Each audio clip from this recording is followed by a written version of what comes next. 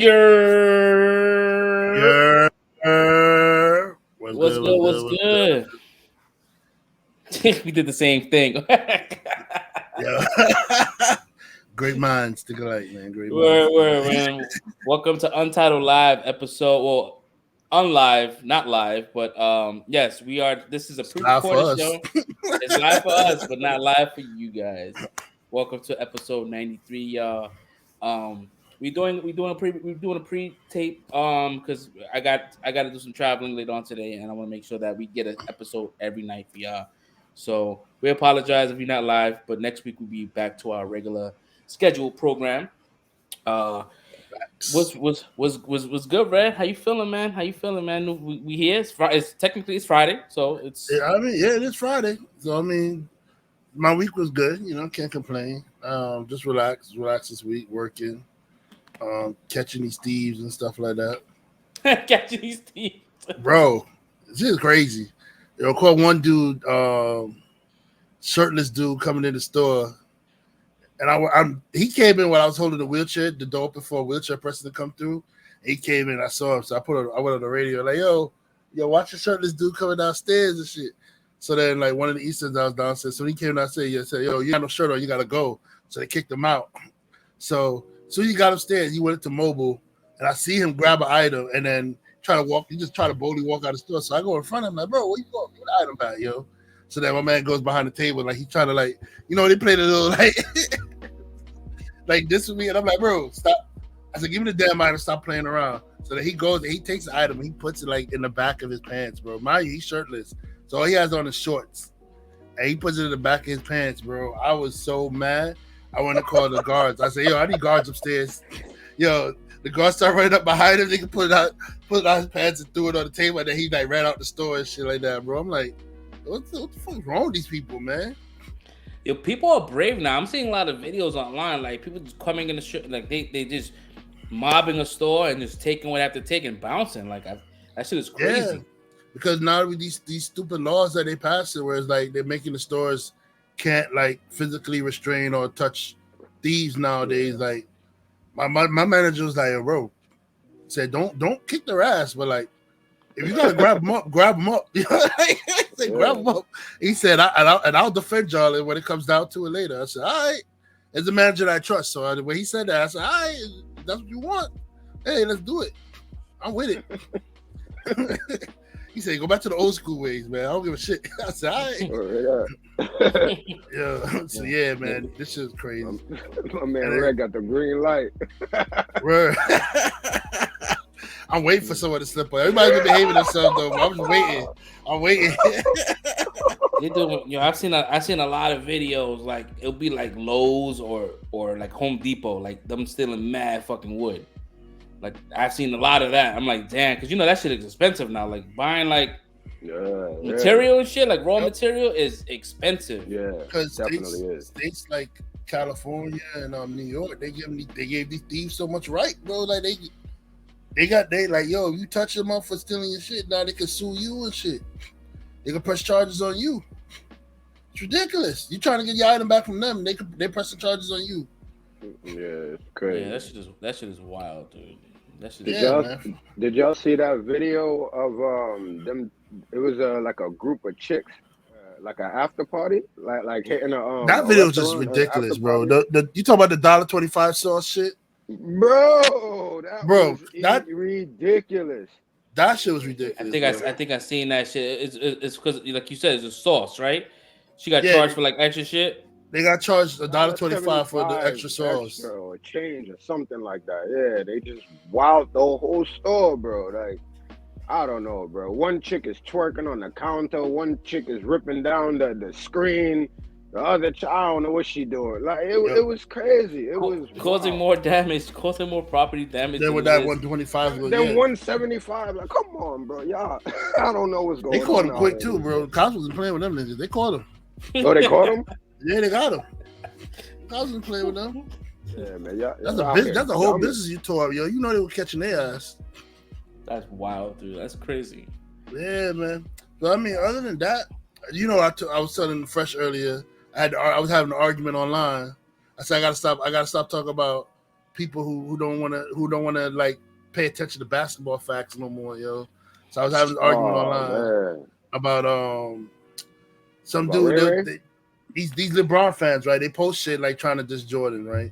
So they posted a picture of John Stockton, and they said, oh, this is the kind of person that Jordan had to face against to get a championship. Like John Stockton is not a top 5 point guard in the NBA, bro. Like he's not the leading assist leader. Like he's not the leading steals leader in the NBA, bro. Nobody's catching him in assists either. Like nobody's catching that record. Bro, Jason Kidd couldn't even catch him. That's off the 19 seasons. Exactly. And Chris Paul, I was telling Fresh, Chris Paul is the closest. He's at 3rd place, and he only has 10,000. And Stockton got 15,000. And he's not even there. He's not even there. Kidd yet. Kidd is at 12,000. Yeah, and I only could foresee him play like 2-3 more seasons, bro. Yeah, he's not gonna catch up. He's not gonna catch up that long. He's not catching Stockton's assist. Nobody's catching him, bro. Bro, like these dudes kill me with this shit. So then, like, they started putting up Isaiah Thomas, and I'm like, okay, I gave him Isaiah Thomas points per game. He scored more than Stockton because Stockton was a pass first, score second kind of person. Like he only scored when he needed to. Like if everything else failed, that's when Stockton scored. Like if he couldn't get anybody else open or set up anybody else, that's when he scored. And that's how his game was set up. So exactly. Yeah. So I gave him that on points, but I said when it comes to assists, defense, Isaiah Thomas is not like he edges out Isaiah Thomas in that category, bro. And those are the 2 best pure point guards I could think of. Isaiah Thomas and John Stockton. I mean, Magic Johnson is the best point guard of all time. We're gonna call that whatever the stats is, don't matter. So Magic Johnson is the best point guard of all time. If he was able to play his full career, I think he would have averaged out. He probably would have been the assist leader if he was able to play his full career. But he had to retire early due to AIDS. You know what I mean? So it is what it is. No, these people funny, man. Half of them talking. Well, I'm not even gonna say half. The majority of these people talking all this shit. John Stockton will bust their ass. So I don't even know why we having these conversations, like, bro. And what kills me is when you talk about LeBron and Jordan, and you bring up, but Jordan played less games. They'll say, "Oh, well, why use it as a thing?" So why use it as your argument? You can't use that. So then when I'm talking about Stockton and Isaiah Thomas, they were like, "Oh, but Isaiah Thomas played less games because he had to retire early due to the." So I was like, bro, how are you using the same argument? You say you can't use that argument for Jordan, but you can use it for Stockton versus Isaiah Thomas now? Nah, like, they bugging. And then even if Isaiah Thomas played his full season with his full career or whatever like that, he still wasn't catching Stockton because Stockton had edged him out in assists per game and he edged him out in steals per game, and he was a steals leader twice. Like, bro, they killing me with this shit, bro. These people just started watching ball like 5 years ago. They just started watching ball, and now they know everything. Like, yo, but what kills me is the dude I've had an argument with. He's like, I think he's either my age or a little bit older. And you seen Jordan and the rest of these niggas play, bro. So what are you talking about right now, bro? Yeah, like, he's legit older than us, and I remember John Stockton playing. I remember these dudes. Like I can reference how people played back in the days and now, like. Yeah, you know what I mean? It's wild, man. But like once again, like what Red was saying earlier, man, it's just people just want to believe what they want to believe. Yeah, you know man. I mean? They don't want to be wrong. So I told myself on this favoritism. It's just who they like. They just like people and they want to argue for it. But when it comes down to like what Red is talking about, like actual objectability and just taking yourself out of it. Pure stats and pros and cons, like people can't do that. Like it's always gonna be something like, oh no, I like him better. Like there's always gonna be some bias. There's always gonna be some bias, especially when that person is like is caping for LeBron James. Mm-hmm. Like there's no point of caping for someone if you know that he's a great fucking player, like one of the best. And like it kills me when they say, oh, LeBron James has more rebounds than Jordan. Like, bitch, he's 6'9". He should have more rebounds than Jordan. Like, come on, bro. What are we talking about? That's the thing I never liked about him in the first place. Because I've been saying my whole life, this dude is soft. You know what I'm saying? As far as compared to, and we talking about NBA, right? We're not talking about as men.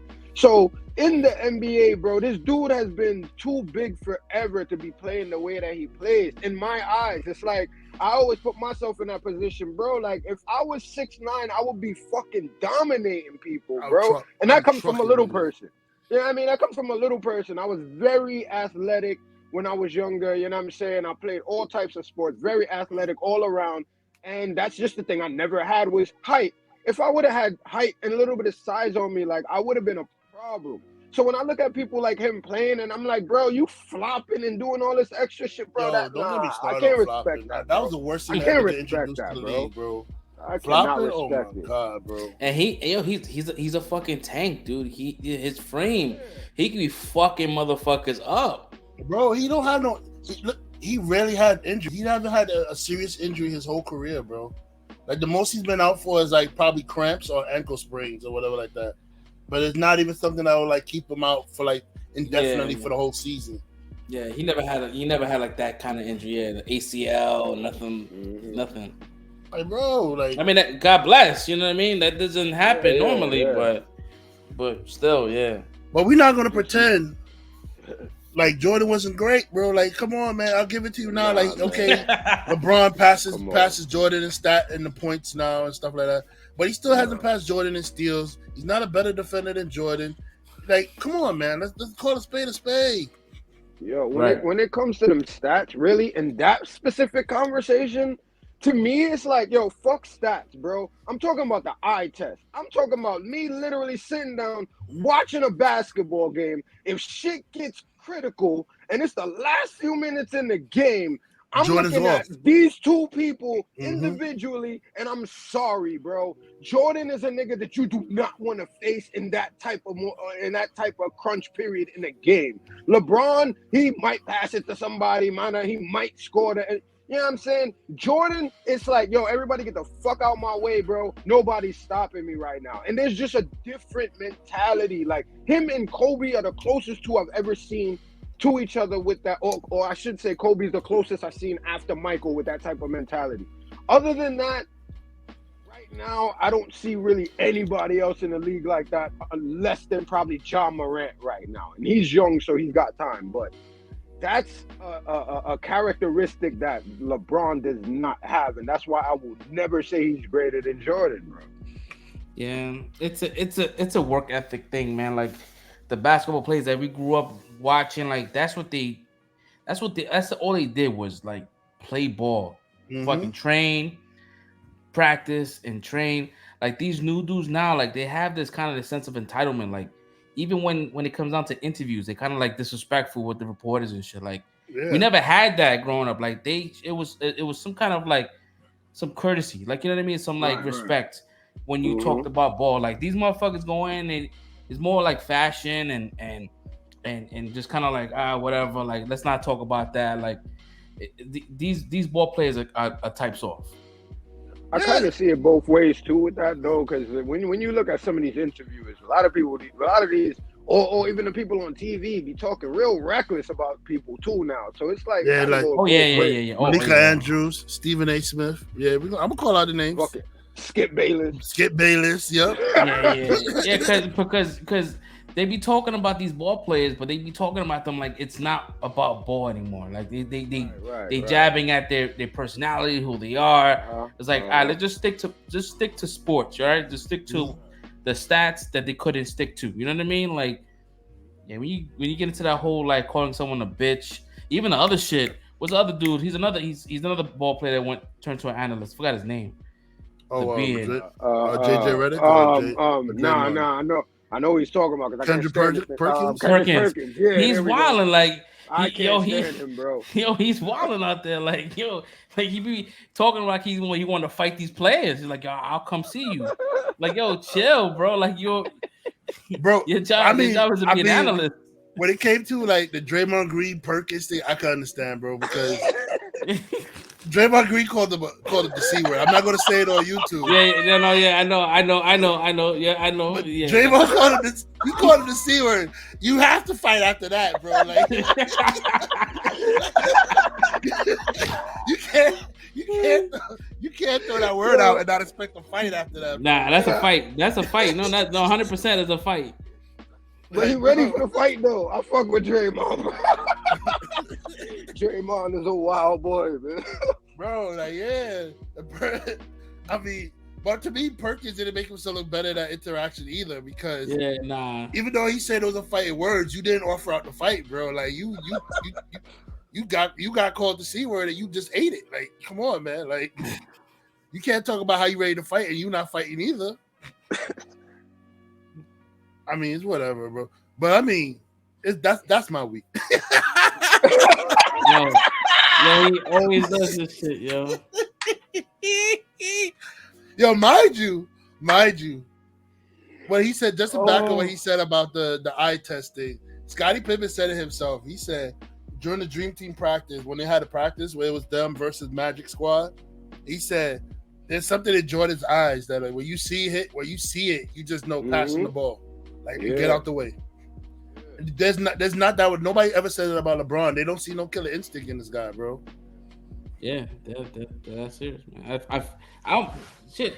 If it wasn't for Ray Allen, he wouldn't have not gotten that ring.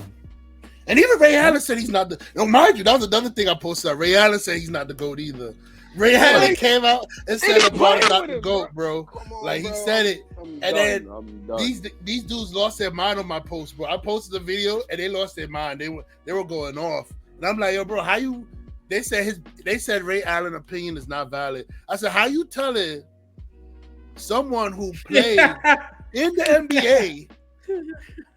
Again, in the Jordan era and the LeBron era, and played with either against or with both, you're telling him his opinion is not valid when it comes to the GOAT conversation, and he won a ring with LeBron compared to yours, and you just sitting back watching YouTube. Okay, bro, that shit crazy, bro. That's and mind you, and Ray Allen still had gas in the tank.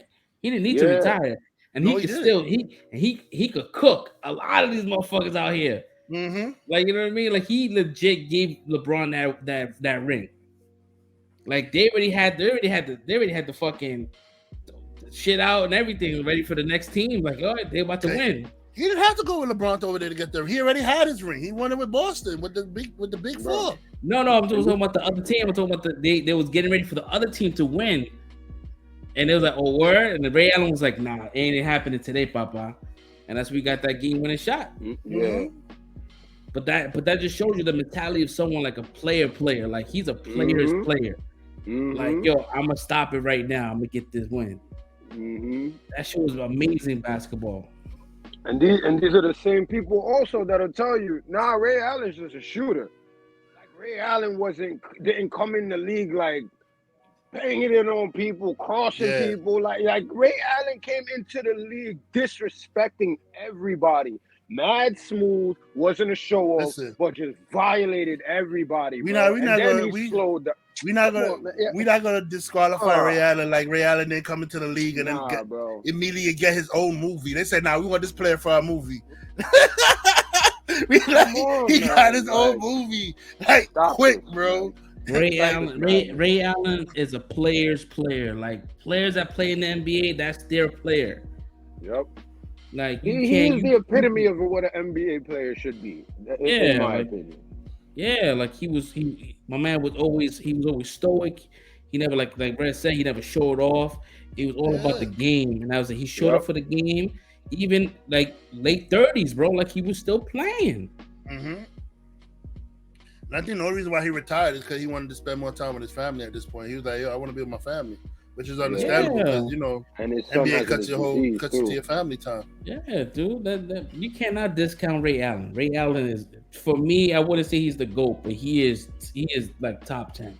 Yeah, he's one of the GOATs in my eyes, though. That's one of my all-time favorite players, bro. Yeah, he's one. Yeah, I mean, he was playing basketball. I was in junior high school, into high school. You know what I mean? Like, he was in my whole entire youth. Into my adulthood, so he was always in the realm of when I watched ball.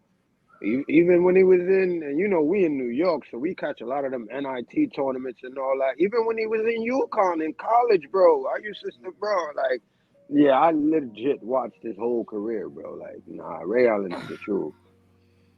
Yeah, nah, people go out, man. Right. So that's why I'm not gonna talk about basketball. No, I'm dead cutting off. Like I gotta stop. The people who don't know what they're talking about, I gotta start realizing that soon. Yeah. And just dead the Just cut the conversation. convo. You know, you got it. I'm gonna just be like, yo, you know, you got it. You got it. I'm gonna just let them think that they won the argument. I'm like, yeah, you got it. I'm not. I'm done, bro. Like, I can't argue with people who don't know what the hell they're talking about, bro. Or they're in some kind of delusional world or whatever that of their own making. I can't do it, bro. How's your guy week? Oh, my week was good, man. Chilling, man. Today's my last day out here. I'm flying back to New York tomorrow morning, like 5 in the morning. So that's what we're kind of doing this pre-recorded show for y'all. Yep. So apologize, but yeah, I mean it's good. Was able to relax, not think about work, and kind of like decompress and just kind of reset. Because then I gotta go back to work on Monday, so that's gonna be a fun thing. So yeah, no, I didn't watch anything new. I don't think I didn't watch anything new. Nothing came up on my. Oh, what's up, Miss Marvel? That was pretty much it. Yeah, man, very, very, very chill, very chill. Yeah, What it was a about quiet you? week. Mm-hmm. What about you, Prince? Yeah, my week, same here pretty much. You know, just working all week. Same thing really. Hi, Dad. I think the only new thing I went back. I don't know if you guys remember that show Quantico with Chopra, Priyanka right? Chopra. Chopra, yeah. Yeah. That's Yeah. right. So I went back. I really like You're- that show. My bad. That's Yeah. Ivy. That's right. I hear you. That's right. You want her too, right, little man? All right, baby. Hi. You You want to say hi real bad? want to say Hi. hi? Come on. You want to say hi? You want to say hi? Come on. Say hi. Yeah, sure. She wants my headphones and everything. Once. Say hi. I have one. You want headphones? Yeah. Have once. Yeah. Have one. She said headphones. Hi. Hi. Hello. Oh, she's shy now.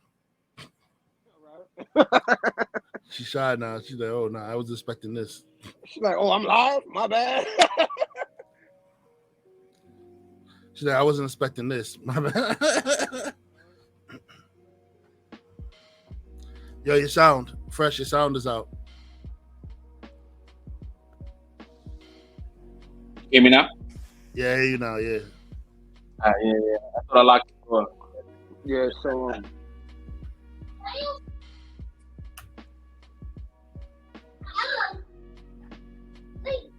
That was it about. That was really it for me. I got back into that Quantico show because I really liked that show. What is that about? It's like I kind of FBI fell off or of something it, like man, that, when it was. or CIA. Yeah, so all right. So it started with like some recruits. That's why it was named Quantico. It started like with a bunch of recruits that went down to Quantico in Virginia, and they was training them to be FBI agents. Mm-hmm. So naturally, you know, there's a group of them or whatever, and then I like the way the show is shot and the way it's portrayed because it's like one of those shows that they're giving you. It's not flashbacks, but the show is chopped up between like current times what's going on in their live action lives, and then also what was going on while they was in Quantico to give you like the things that they learned and how that pertained into things that were going on in the current future. Like there was a bombing that went off, so they was trying to figure out what happened and all that. So it was like real back and forth with the current bombing, figuring out who did it, and then you know what they was learning and what was going on with them in Quantico. So that was the whole first season and whatnot. Second season, they started getting into like, all right, we got to infiltrate the CIA now. So it's basically like the same thing, but then with the CIA. So I kind of fell off, but it was a good show though. So I kind of went back. It's on Netflix right now. So I'm currently in the second season now. And yeah, they dealing with the CIA members now. They're supposed to have like a rogue CIA faction that's going on right now. So, but I really like the show. So I started that over trying to finish that. I think it only had 3 seasons. But yeah. But besides that, that's about it. I saw the first season. First season is pretty legit. I only saw it because of Priyanka. She's fucking bad. Right. That's why I started watching it too. Yeah, like it's not a hard watch when she's on screen. So Oh, I got an itch on my leg, yo. Holy shit. She's a good actress. So yeah, it's definitely not a tough watch. Yeah. Yeah, it's almost shot like if you guys ever seen Viola Davis's the show How to Get Away with Murder. Like they You know kind what's of show funny? you like the end. Right. They kind You of know show what's you like the end episode and the beginning, and they just piece together and shit. Yeah. You know what's funny though? Before I never seen either of those shows, but just because the way I was describing it, I was figuring it'll probably be shot like the same way as that show, How to Get Away with Murder, because it's kind of like the same thing with like FBI profilers and stuff like that. Right, with students and instructors. Yeah, It's pretty yeah. much the same exact way. Yeah. Yeah, it's the same formula. That show was really fucking good. I saw every episode. I caught myself watching the whole entire shit, even at the end. The season How to Get Away finale. with Murder? The series. Yeah, the series finale was actually really good. Yeah, How to Get Away with Murder. Yeah. I fell off It's on pretty that good. one too. That's one of those I'm planning on going back to rewatch and finish too. That's one I'm gonna have to start watching. No, I that don't shit know is why. good, man. It's good, man. Viola's she's a beast in that fucking. I gotta get back on Blacklist too. I started Blacklist. Yeah, and, man. I fell off on that one too. Yeah, me too, man. I tried watching the show. It was on. It just dropped on. I think dropped on last Friday on Apple Plus. It's called Blackbird or some shit like that. It's called Blackbird. It's with the dude from the Kingsman. Egerton. Tyron Egerton. Yeah. So he's pretty much like he's in jail and the kind of his lawyer is like, hey, listen, if you want to get out of jail, I'm gonna need you to befriend this serial killer and get some information on where these bodies are. He's like, I don't want to do that. Like, I don't want to fucking make a friend with a fucking serial killer. Yeah, so it's like he's like, yeah, but you see some freedom after this shit. So that's pretty much what the premise is: him trying to be friends, and it's based out of true events. Yeah, because yeah. So I was trying to watch him, like, I didn't have enough time this week. But when I get back home, I probably will catch a couple episodes. I think it's on the third episode right now. They released 2 episodes on Friday. And I think there was an extra one they dropped this week. Maybe I'm wrong. Maybe just 2. But. Is there like another female lead in that show? Because I feel there's definitely something like that on Apple TV, but I couldn't remember what it was about. But there was definitely a lady in it though. Yeah, there's a couple of people in that bitch. I only saw the trailer and I was like, I gotta see this shit. So you have him. You have Ray Liotta. He's in it as well. Oh, okay. He's in it. So it's always good to see him on TV again. That's what's up, though. So I mean, week was pretty chill. Not too much going on, other than Miss Marvel. As we said at the beginning, we're gonna keep the show light. Like Tuesday. But we're gonna get into the topic. We're gonna get into the San Diego Comic-Con. So Comic-Con is coming back. It's been 3 years since we had Comic-Con. Wow.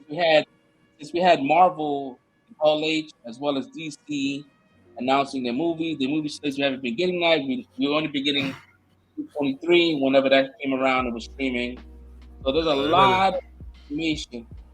What's up? They better be wearing their face masks and their long sleeve shirts, man. Word. And gloves. This ain't Word. Yo, you got not only you got COVID to worry about, you got to worry about the damn monkeypox too, bro. that shit gonna be a petri dish up in there, man.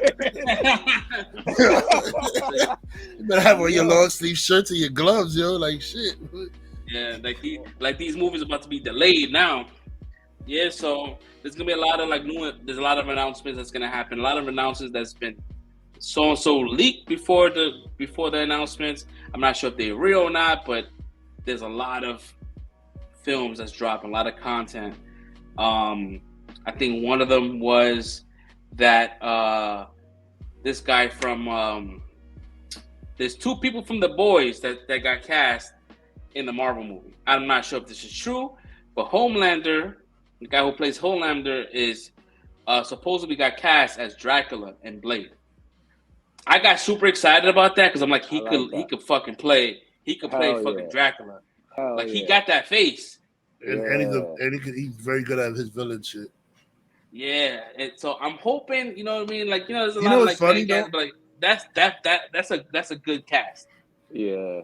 You know what's funny though? I didn't think they would start off Dracula so soon, being that Dracula was the last character they used for the last Blade movie. So I didn't think they would have started off with Dracula off the rip. You gotta have him in Maybe, there yeah. somewhere though. I think for I what, mean, for yeah, what, of course, but I didn't expect him to be the first film, the very first. You know what I mean? Yeah, I just hope they don't unless kill him off. yeah, you can't kill him off. You gotta kind of explain like him not being around. Oh, you good? Oh, okay, I was hoping that wasn't just me, but I see you froze. All right. Oh no. That's screen froze. My bad. Yeah, I just moved the laptop over. Yeah. So the last thing we heard so was yeah. that you gotta kind of explain him not being around, and that was it when it cut off. Yeah, so you gotta like kind of, because from what the Reddit post said is that Blade is supposedly being set like early times, like this is like in the 18 somethings, like Jack the Ripper kind of situation. So maybe, I mean, if he's in that time period, then you can explain him not being around now, because depending on how long you could, if he's gonna stay in this past, I hope not, because I kind of want to see him modern day. I mean, technically he's supposed to be modern day, but I stopped questioning what these Marvel heads want to do. But technically, Blade is supposed to be modern day. He's not. He wasn't back then around those times. Yeah, he was. Yeah, he was. That's it. Yeah, he was born in a brothel. It was around Jack the Ripper times when he was actually born. Okay, he was born to a for lack of a better term, to a prostitute or a whore in a whorehouse. He lived there with all the women and shit. Like, that's where he grew up at. So this is going to be the actual story of his beginning, which I like. I stand corrected. Look at that. I stand corrected. Yeah, Delroy Lindo, I think, is going to be his pops in the movie. So I'm digging where I think this is going right now. But it's not going to be just back then. I think they're going to do a lot set in that time. But I think it's going to jump back and forth between then and now, because I think they're doing his daughter, too. So I don't know how this is exactly going to go. Oh, I didn't even know you had a daughter now in the comics. Oh, shit. Yeah. Yeah, and they might do flashbacks. They cast a young actress, so I'm just guessing. I think she's gonna play his daughter, but I'm not sure. I'm not 100%, but I'm assuming. Yeah, dude. I'm looking forward to like some meaty fucking content. Yeah, you know what I mean? Like Blade is very lore. It's very meaty. There's a lot of information. Yeah. It has to be good story. Like it's gonna be like it has to. You know, I'm. That's why I'm yearning. To be honest, I'm using the word yearning because I'm yearning for this. I'm yearning for some good fucking storytelling. That's what I want to see. Also, there was another cast that what's his name? Fuck, I'm bad with his name. Fuck, I don't know. It's Despacito. The guy from The Boys. He played General Moth. Oh, Giancarlo Esposito. Oh, Giancarlo. Giancarlo. Yep, Giancarlo. Yeah, he is up to playing Xavier. So that's what he's saying, that he is being cast. Yeah. Oh, I heard that years ago. I swear to God, I've been praying.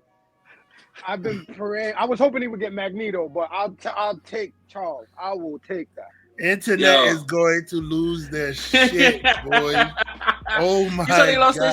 You saw they lost their shit. People lost their shit because I forgot what comic book it was. I forgot what website went on Twitter and said that Steve Rogers is Captain America. Like, they was reporting that Captain America 4 was happening, but they didn't know if Chris Evans was going to be a part of it. Like, how they gonna work? Like, people in the comments, like, yeah, did you not see Falcon and Winter Soldier? Like, Sam Wilson is Captain America.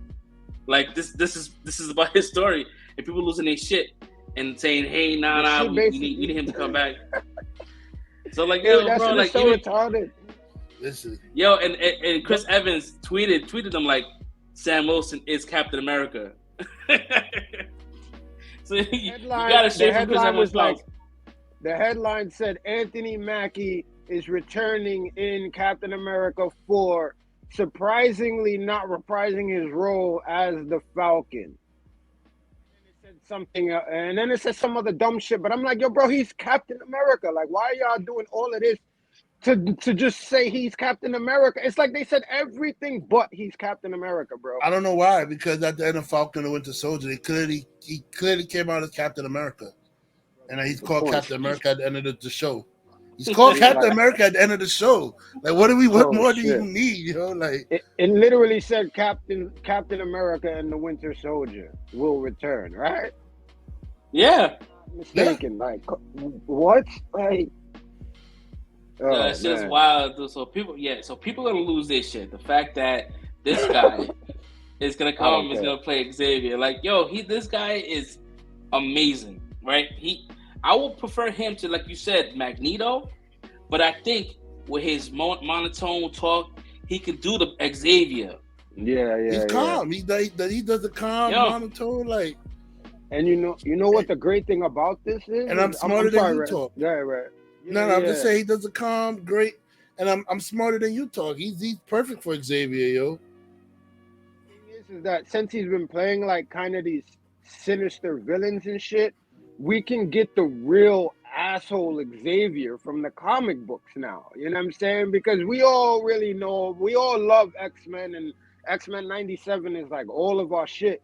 But if anybody actually read the comics, we know Xavier's kind of an asshole, bro. Like, he does some asshole shit to people. Like, you just think about Jean Grey, like, yeah, it might have been for the better good, but at the end of the day, he really infiltrated her mind and locked some shit in her mind, like, without her knowledge. Like, he does a lot of this for the better good shit for people that is kind of fucked up. So it's like, you get an actor like that, everybody will love him, but at the same time, he can still play that slightly sinister undertone to certain moments. That is a great casting, man. You know what's funny? A lot of people don't give X-Men 3 a lot of good credit, but they touch upon that aspect of like the relationship between Xavier, Jean Grey, and then Wolverine. How he called them out for it. Like, he was like, "Yo, listen," he said, you go around messing with people's mind, you tend to create something you never intended to, or whatever. Like, he said something like that to Xavier. And then Xavier kind of like did some asshole dismissive shit. Like, I don't gotta explain myself, least of all to you. Right. Like, bro, he said that. I was like, yo. I said that's comic book Xavier comment right there, boy. I gotta explain myself, least of all to you. I was like, holy shit. You know, I hope it happens. Me too. And I'm gonna be, and I might come back to Twitter to look at this shit, to look at the backlash, because I love it. I love when people get so fucking tight. You know, I love it. Yo, mind you, Stan Lee created these two characters, and in his mind, they were both black African American folk. That X-Men was supposed to be black. It's supposed to be the black American experience in America. That's what X-Men to its core is. It's the black African American experience in America. How the mutants are hated and prosecuted and oppressed. That's what the black people are going through, and that's what he wanted to portray in his comic books.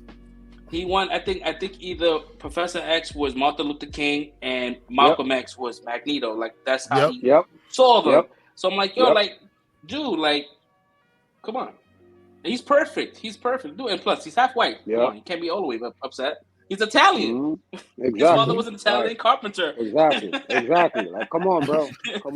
Oh no, that'll be shit to them. That'll be shit to them.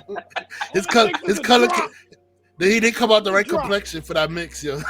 Yeah, man. Bro, every time, yo, you know what's funny?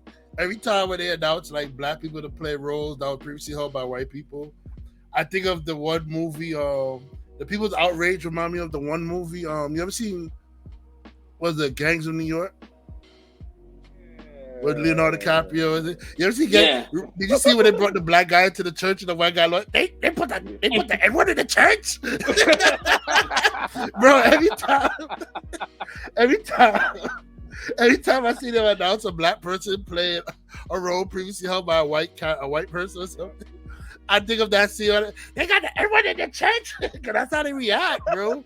That kind of outrage, like, bro, like we're not supposed to be here. Like, we're not supposed to have representation or Word, anything yeah. like that, bro. Like it's crazy.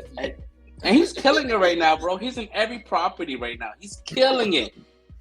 Just how Patrick Stewart was killing it when he got cast as Professor X. He was all over the place. Star Trek. Well, this guy, he's in Star Wars. He's in Better Call Saul.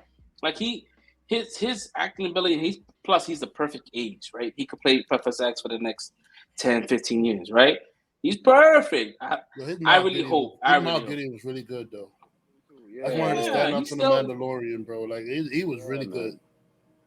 Yeah, dude. Like even in The Boys, that's why it's kind of hard to kind of see him outside of being in The Boys. You know, Boys is something that's so like, you know, violent and shit like that. So him to kind of like jump into this universe as well as Homelander. Well, I forgot his name. I keep calling him Homelander. Anthony Starr. So yeah, like seeing these guys kind of like change directions and shit. But I think both casting is. I hope that happens. I hope it's not like. But I ain't gonna lie though. I was kind of hoping they would cast him for Sentry though. Your boy Homelander. I did kind of want him to play. I mean, my bad, not Sentry. Oh shit. Gladiator? Hyperion. Oh, Hyperion. Because you know Hyperion kind of nuts, bro. So I kind of wanted him to, because it would be a smooth transition from Homelander to Hyperion. It was basically the same character. So I kind of wanted that. Yeah, but cool. but that probably would have kind of like a lot set people off. Like we just can't different. I can't say the fucking word. Differentiate. Like having both. Like I can live with both and be fine with it. But there's some people that just can't get that out of their head. Like, oh, that's Homelander, but he's playing the same kind of character. Also, they said that this guy from Crazy Rich Asians, his name also escapes me. Henry Gould. Gould. Snake Henry Golston, right? Golston. I thought it was Gould. I might be wrong. I'm not sure. Well, we got the first part of his name right. Right, Henry, right? So Henry. So Henry, because we go by first name basis, he is tapped in to play Wonder Man. So Wonder Man they're gonna bring him in. So I'm like, I'm okay with that because he plays that kind of quirky, cheesy. We all want to listen. Nathan Fillion is gonna get his day in the MCU one day. Hopefully one day, because even in the Guardians, if you go watch the Guardians 2, they have like posters of Wonder Man, right? Like he was supposed to be like him, right? Yeah, it was Nathan Fillion. Yeah, because he's the kind of like the Marvel actor. He's the superhero actor in that world, so it makes sense. But hey, listen. At this point in time, I just want projects to come, and I want the projects to come, and I want them to be good. That's it. Because I know that Marvel's doing so much, they're saturating the shit out of the market, and you know, I want good storytelling. That's what I want. Yeah, I ain't gonna lie, yo. I think Marvel is so active that Disney forgot they do cartoons and shit. Can you really hear about any Disney properties and shit coming out? Like, bro, it's all been Marvel, Star Wars, yo. Like, I don't even think Disney had any time to focus on putting out a new cartoon or some shit like that, bro. The cartoon they put what, Turning Red, they released it on the Disney Plus. It's like they didn't. Like, bro, these mobile joints like $1 billion a pop, bro. Fuck the cartoon. So we put no cartoon on the Yeah, I mean, there was other casting news as well. They're gonna show a trailer. I'm not sure if we're gonna get it outside of Hall H, but they're gonna premiere a Wakanda Forever trailer. To be honest, bro, I think that they should have just ripped out the name Black Panther and just called it Wakanda Forever. It's not gonna be about Black Panther. Yeah, it should have been called Wakanda Forever, and that kind of would have kind of already seen like an exit. But they're gonna show a trailer to that. I agree with you. They should have just took out the Black Panther name, called it Wakanda Forever, so that way you could make it like its own movie rather than saying it's a sequel to Black Panther or whatever like that. And then later on, you could focus on a Black Panther 2 or whatever like that.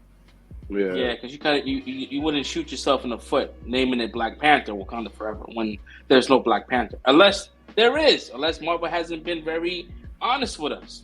But have y'all heard the leaks? I heard the leaks. I heard the leaks. I saw some of the the artwork for. Oh boy, he's shaking his head, so I'm not gonna like the leaks, am I? From Ironheart, they showed some of the leaks. Yeah, I seen those. I was talking about the story. Yeah, I'll save that for Red. Hold on. Yeah, go ahead, Fred. Yeah, they had some of the leaks of that. They had leaks of Doctor Doom being a post-credit scene. Pretty much, he's the one that's been calling the shots with the Thunderbolts and all that shit. He's the one that's been kind of behind all that shit. So as far of his costume, they showed his costume. Yeah, they have previs. It looks dope. It's previs, but it looks like the comic books. Yeah. I'm not sure how true these are, but people are saying that this is the real deal. But as far as the storyline, I mean, first person you can get into that. You can tap into that. I mean, I hope it's not, but yeah, that was gonna be the first thing out my mouth. Is you're not gonna like this if you haven't heard it, Red. But apparently, I know some of these things you probably heard already, but apparently, well, okay, let's start from the beginning. Supposedly, like Namor goes to Wakanda to ask them for help because the humans are fucking with stuff and it's messing up with Atlantis. So they go to Wakanda. I'm sorry. Some people are trying to get vibranium. So apparently Atlantis or whatever they call it, they have their own type of vibranium or something there too. So they're trying to go to Wakanda for help and trying to be like, yo, we need to team up because they're trying to get whatever. So between all of that, I think, like Fresh said, I think Dr. Doom is the one pulling the strings. So for whatever reason, it turns into a war with Atlantis and Wakanda. Now, apparently, Shuri figures out a way to make a synthetic version of the herb now because I guess he burnt it all. I guess he did actually burn it all in the first one. So she comes up with a synthetic version that gives her the powers. She makes her own Black Panther suit. Once she gets the synthetic herb, she goes to the ancestral plane so she could try to talk to T'Challa. When she gets there, T'Challa's not there. She ends up meeting Killmonger, and Killmonger either talks her into or partially trains her into being a proper Black Panther. So that's how she comes back to end up being the Black Panther in that movie. Baku ends up being the king of Wakanda. And Nakia talking about she got some secret baby by T'Challa, so now this dude is gonna have a son for the future. So, yeah, that's the sum up of pretty much all. It's crazy. Like mad episodes ago, I brought that shit up. Like somebody said it. Yeah, I heard that a while ago. Yeah, and they said that he had a child, and that child is gonna be the mother. Storm is gonna be the mother of that child. Like he had a baby out of wedlock.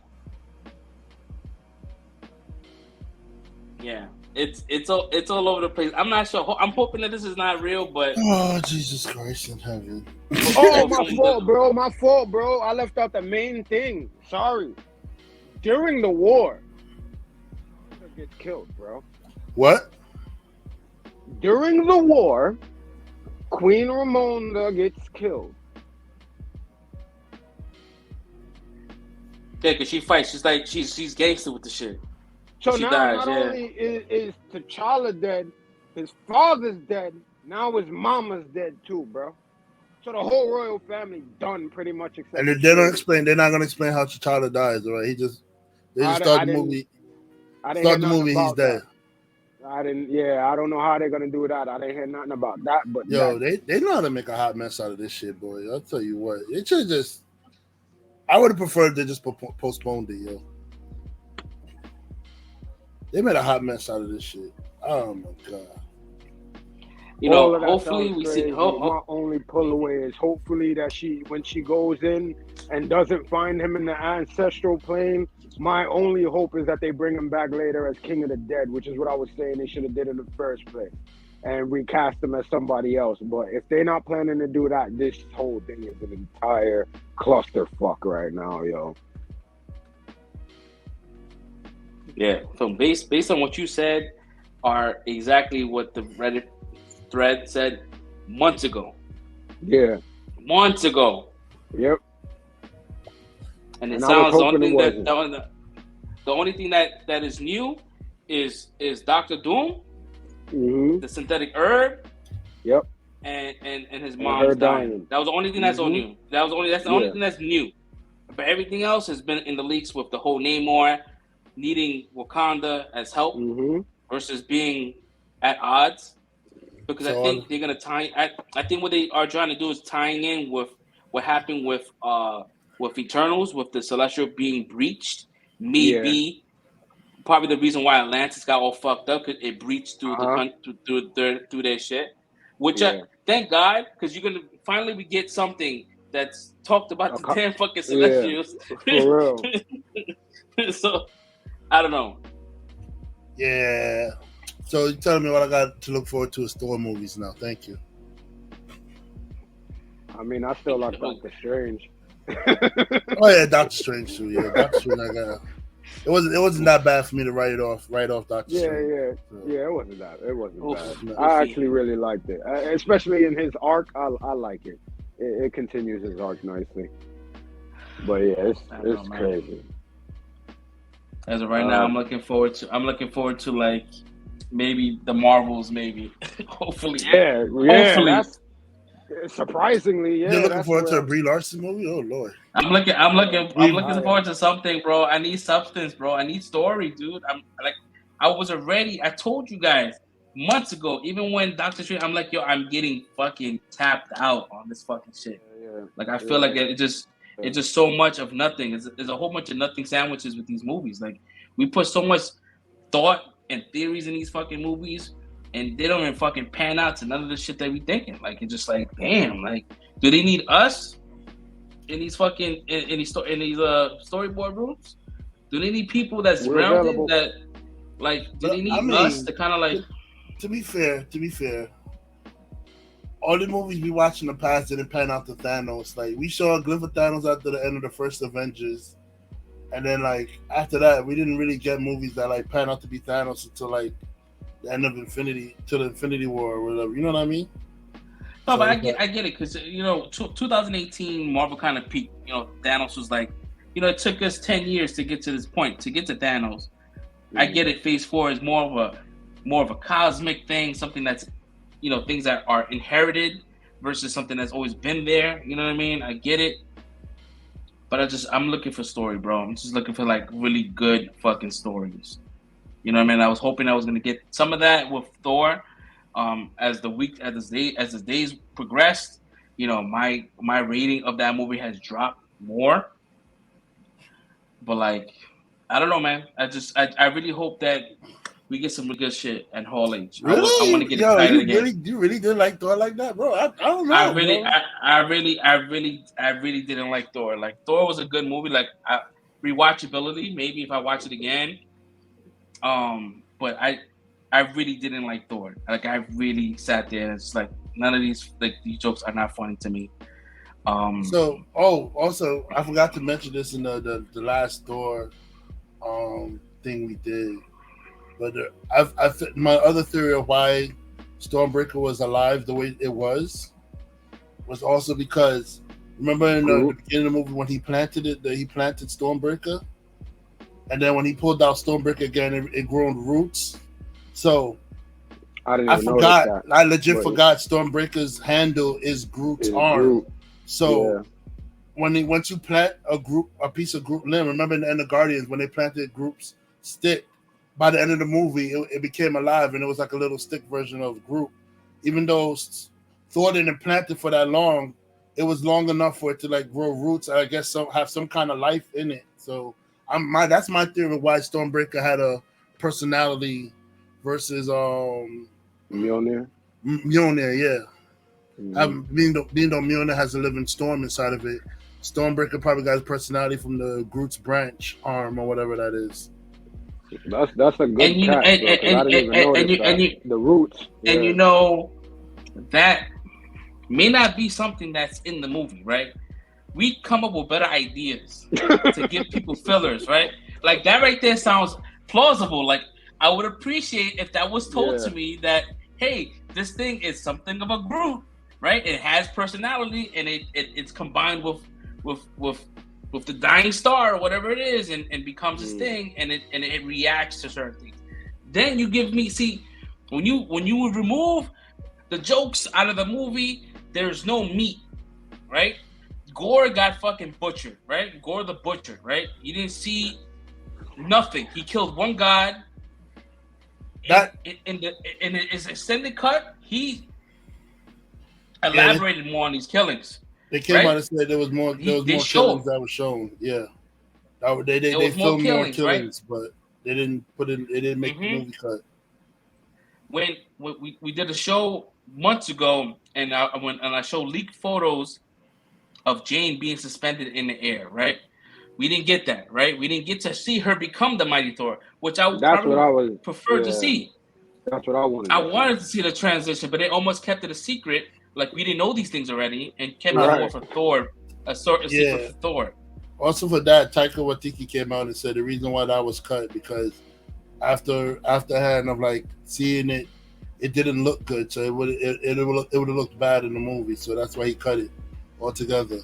Like the whole CG and them trying to do it, it didn't look good, so he cut it from the movie. Taika has this whole thing, he has the interviews and he's kind of like carefree, whatever it is, I don't care. Director cuts, he said it out his own mouth. Director cuts are all stupid, they're all dumb, right? Which I don't agree with, right? There's a lot of director cuts that makes things better, right? Yeah. So when you get like a statement like that, it's like, damn. So what are you really saying? Like, you know what I mean? Like, you just saying it because it's Disney's say because Disney is all against director cuts. So are you saying because Disney is telling you not to say that?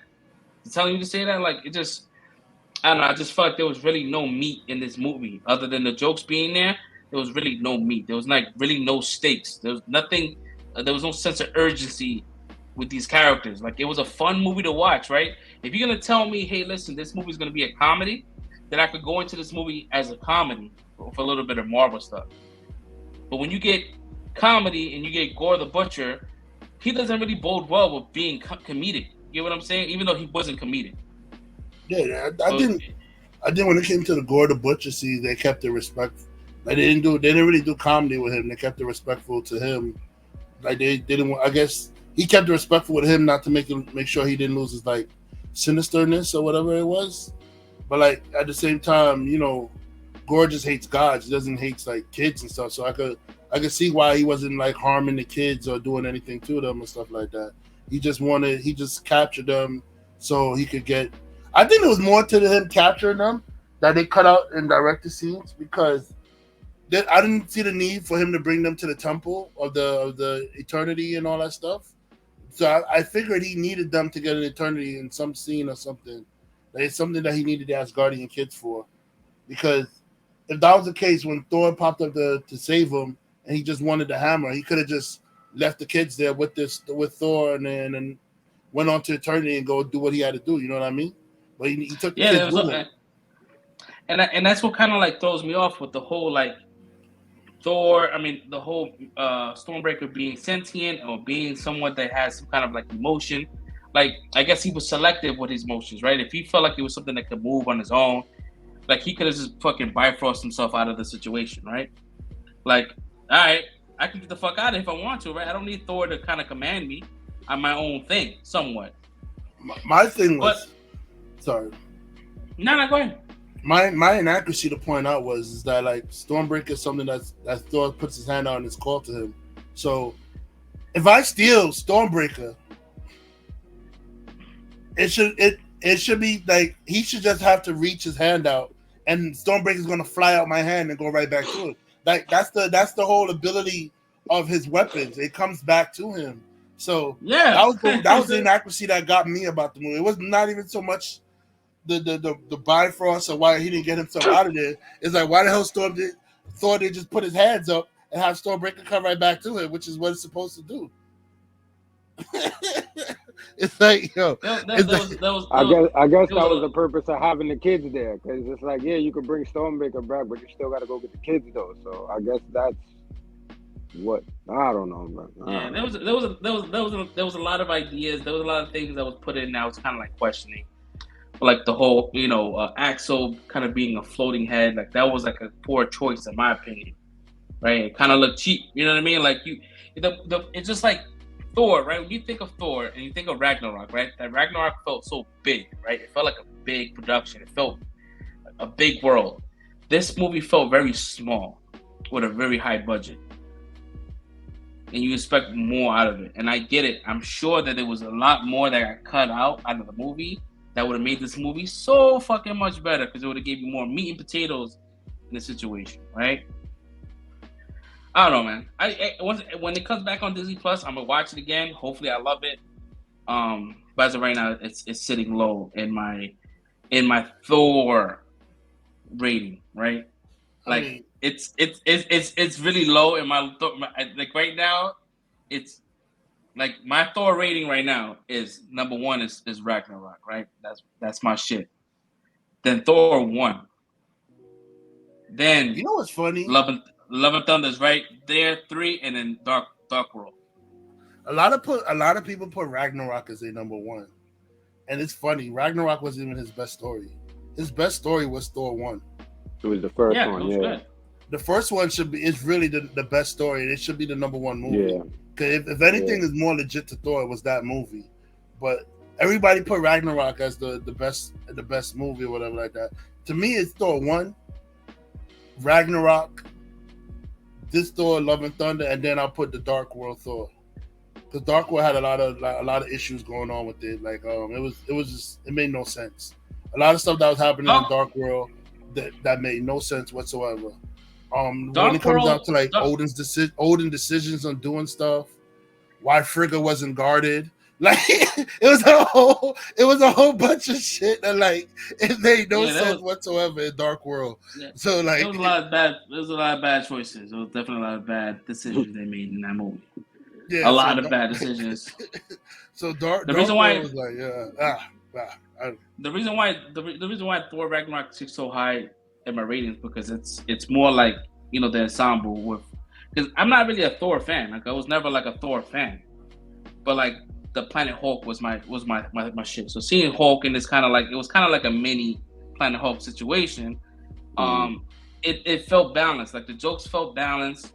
It felt Marvel-ish, right? It was not killing you with that, giving the Grand Master. It was a good, refreshing story from seeing the first 2, which they were so fucking serious, right? The first Thor, the reason why it's not sitting at the top of my rating is because top of my list is because I really didn't like the directing skill. I didn't really like the director that helmed the film. I didn't like his camera choices. It was kind of like throwing me off. I didn't like the fucking blonde eyes. The blonde eyebrows and the blonde beard. Even though that was like a Thor thing. They say you're supposed to look like that. And it kind of he's supposed to have blonde eyebrows. He's blonde. But it was weird. But it was weird because it was weird. It was weird because they toned it down in the other movies. They didn't bleach his eyebrows this time around. He didn't look, because there was point in times where he didn't look like he had eyebrows. You know what I mean? Like it was just because he's so white. When you have blonde eyebrows, it looks like there's nothing there. That's what I notice a lot of people say things like that. It's usually cosmetic things when they talk about like the first Thor movie, but I really like that was like honestly I think my favorite Thor movie, because to me it gave you Thor, like the old English talking, all of that, the mythology of everything. Like that was Thor to me though. And it was 100%. Not only that, what he said is accurate too, but also that it was very like accurate to comic book, the story depiction. Like he got booted out of. He legit got booted out of Asgard by Odin for being very braggadocious and very like full of himself, and he almost caused like calamity in the 9 realms, which is something he did in the movie. So like Odin totally did boot him out of Asgard and put him in human form and made him unworthy for a while for him to have his powers. So it to me, the first Thor movie stayed legit to the comic books, and that's why I guess it had like a special place in my heart. Like a lot of other people didn't like it because I guess they feel like it was too boring for them or whatever it was. But it was a really good story. It was true to story. Loki, Tom Hiddleston did a great job as Loki in that movie. Mm-hmm. Like, bro, and it had so much emotional range. It was like, he was like, this is the part, like, Loki was like, yo, why don't you love me? Like, he was basically, Loki did all this shit just for Odin's love, bro. Like, Yeah, it wasn't even, it wasn't even like he really wanted to be like King of Asgard at the time. The first movie was legit. He was jealous of Thor because he had Odin's love first, and he couldn't understand why. He didn't know that he was adopted and that he was really a frost giant. And bro, that movie's deep to me. I mean, I don't know. See, before Ragnarok, I hated all Thor movies. Right, I didn't like any of them since they were boring to me.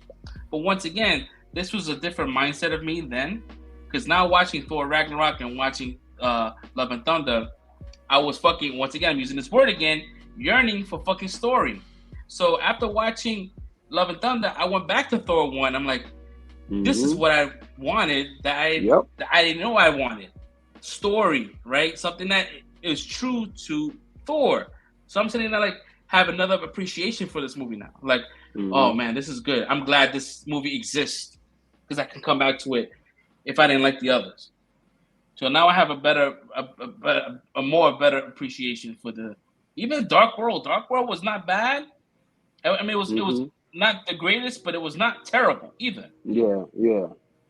Not the way that people say. Like, people be trying to trash it. It's the worst movie in the MCU. It's still better than a lot of other movies that done came out. Period. Like, so I don't know, man. People be wanting too much. Even the CGI was top tier. I love to me, I love all the Thor movies. Even though I put my ranking of the Thor movies, I never viewed Dark World to be complete trash. To me, it just had a lot of like inconsistency issues, like with Odin, the stuff that Odin decided to do, and like decisions that were just made around in general in the movie.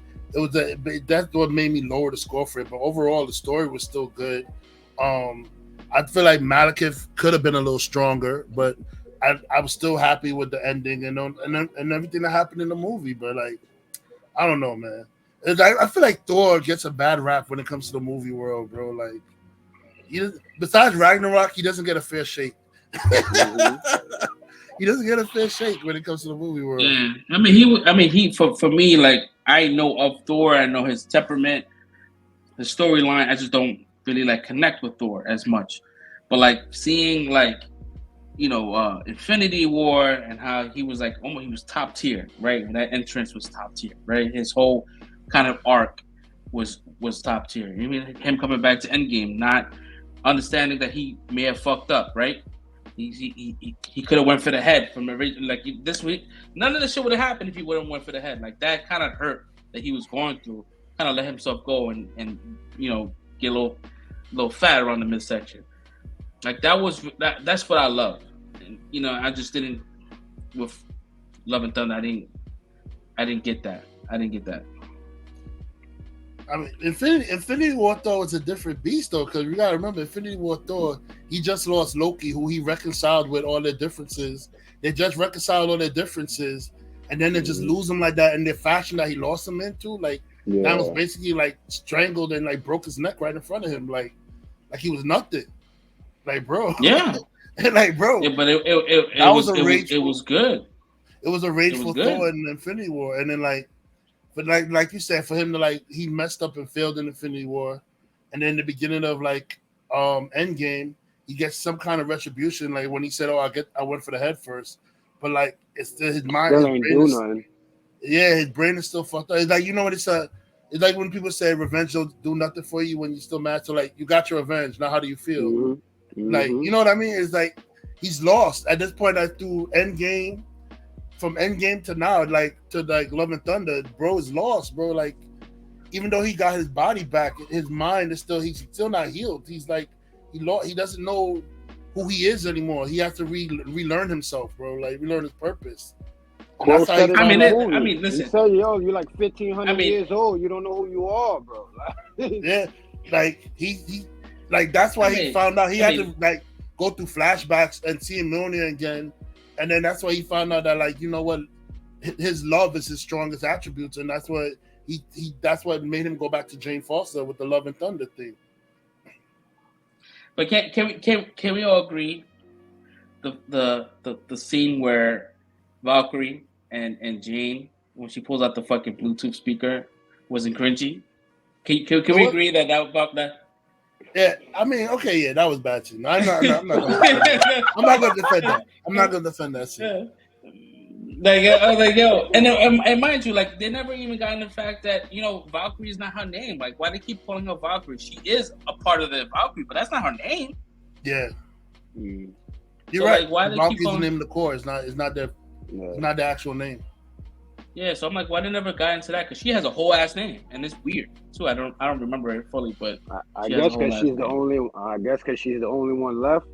So I she guess gets- it's she like gets to be called it, yeah. yeah. I It's hope like so. you're. Yo, I It's really, like a nickname in yo, the crew. I guess. yeah, I guess so. But like, yo, listen, I'm watching the movie, right? And the jokes that, you know, some of the jokes are landing. I'm like, all right, cool, that's funny. I was like laughing, but that part, I was like, what the fuck is happening? Who okayed this part? I get it, you know what I mean? Some people chuckled at the theater. Some people like really laugh. Somebody did a gut laugh. I'm like, And it was what? Mary J. Blige that did. I was like, yo, what the fuck? Should I get a grenade? She's like, no. I laughed because I saw the commercial and I expected a different song, so I laughed. I'm not gonna lie. But I mean, it's also man. like people said that the part when Thor poked fun of like this girl losing her arm or something like that. But Thor's done that in the past where he poked fun of serious situations. Like when they was talking about, he's like, he was defending Loki to the Avengers, and it was like, oh yeah, well your brother killed this many people and blah blah blah blah blah. And then he was like, he's adopted. he makes jokes out of serious situations. Like it's like he defends Avengers. He said, he's adopted. Like, that was his argument. That's still one of my favorite jokes from that movie. I mean, it's like, yo, he does joke on serious situations too, man. Like when he said your arm may be in Valhalla, but you're not there. That line was funny. Come on, you telling me you didn't laugh when he said that? No, that was funny. That was funny. Like, yo, I laughed about that. You talking about the fact that it undercut a serious moment, though, right? Yeah, like it's almost like, all right, cool. You're trying to like really bash into what's happening, right? They don't give you enough time to kind of like, oh man, like have an emotion to it. Then the joke will hit. Right. You know what I mean? Like it's like, all right, cool. Like, just give me some time to take this in, then hit me with a joke later, right? They don't give you enough time because the movie's so crammed. Yeah. You know what I mean? So they just have to hit you with all the jokes. You know what I mean? Like it was just too jokey for me. For me, I was like, yo, this is not funny. Some people use jokes as an escape, man. They don't to escape a serious moment. They crack a joke. I guess. Yeah. I guess so, man. Listen, I'm a big jokester, man. But sometimes like it's just like it was just too much. You know what I mean? Like it's just like too much. I know people like that though. Like you gotta try to cut the tension. I was just gonna say I know people like that. Like things get serious. I'm even like that sometimes. Like things get too serious. I crack a joke just to cut the tension. Like you know what I'm saying? Yeah, when he first popped up on the scene and he surveyed the battlefield, you saw visibly he was disturbed in his face at what he saw. He saw the big god was dead. With the same shot for shot out of the comic book too, which was beautiful. Yeah, Taika Waititi's pop, like same, with the additional Korg, because you know Thor popped up there by himself, but that added Korg to the scene. But same shot for shot, which is beautiful. And he surveyed the battle scene, and you see the like visible worry on his face as what he's seeing, and then he see his friend alive, and I guess him seeing his friend alive still is like kind of what brought the joking out of him. He's just trying to cut the tension because, you know, she's over here like, I want to go to Valhalla. And he's like, no, you're not going to Valhalla. So you got to die in the battle? Like... I mean, I don't know, man. But like, we got to talk about Ms. Marvel. We talked about that last week. Yeah, I just my last little bit. I just think it was because I enjoyed myself. But like Fresh said, after like some days have gone by, and I need to watch it again because I did watch it on, you know, I didn't go to the theater. So I do want to see it again. But at the same time, my one takeaway from being a comic fan and then going to this, I understand Thor's storyline, everything that we talked about. I enjoyed the movie. But for me, I think it was a major fail to not have more scenes of gore in And I the movie 100% agree. 100% because agree. I think is what takes away from like Fresh's outlook of the movie is like there's no tension, there's no stakes. It's because we didn't really get any. And if you don't want to put in a Disney or quote unquote family kids movie or whatever, him torturing all these gods, at least have him there, like giving some of the, at least one or two of the monologues he gave from the comics, because to me that's what gives him his sinister type characteristics, is the way he speaks to these gods. Is like that's when you're like, oh, nah, this dude's a problem. Like, it's almost like those moments we had with Wanda. Like, when she was talking, there was moments in Multiverse of Madness when Wanda would say certain shit, and you're like, oh, nah, this chick she's gone. Like, and we didn't get that from him, and that's what I needed. That's the major fail for me in that movie. Yeah, especially with Christian Bale as an actor. Like, come on, what are we doing? Like, yeah, but I felt like they gave him a better reason in this movie. They gave him a better reason to go on this killing spree than they did in the actual comic books. Because in the comic books, he was praying, and his people were dying. He did lose his family though, but his people were dying and praying. And then it just so happened that like a god and the dude who had the necrosword before him fell down from the skies and landed right in front of him or whatever like that. Yeah. And then he took the necrosword that way. So it wasn't like he got disrespected by a god or whatever like that for his situation. He just grabbed the sword and he just started went on a killing spree of like killing gods. Where in this one, after praying to this god for so long, and then he meets him up in person, and the dude's laughing in his face and like making light of his situation and then basically calling him nothing. I would want to go kill a couple gods too after that. You know what I'm saying? That really crammed it home because it was the same exact storyline, same sentiments and everything. But that specific interaction of just talking to him in person and having him disrespect him, like, it's like, I understand you, bro. I get it now. Correct me if I'm wrong, but when a god dies, right, or someone dies in battle, right, and they go to Valhalla, they normally turn into like dust, right?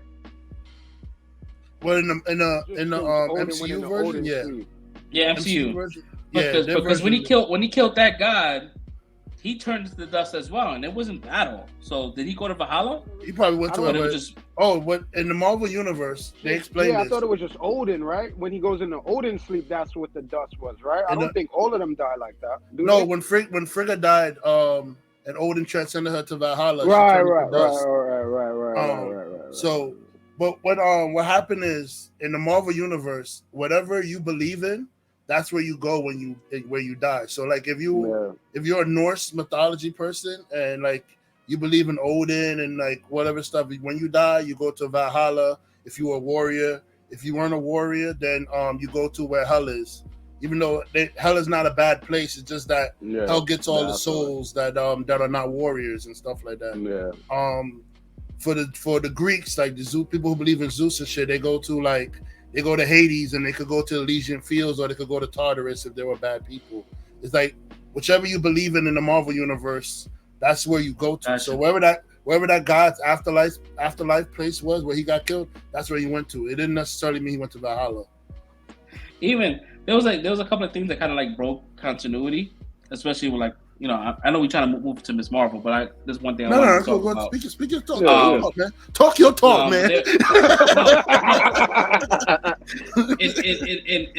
In Love and Thunder, Korg says that his people are like, you know, they're males and they create, you know, with themselves, right? Yeah. But then you watch Ragnarok and he goes, hey, listen, I was trying to do a uprising, whatever it is. He's like, well, the only person that showed up was my mom.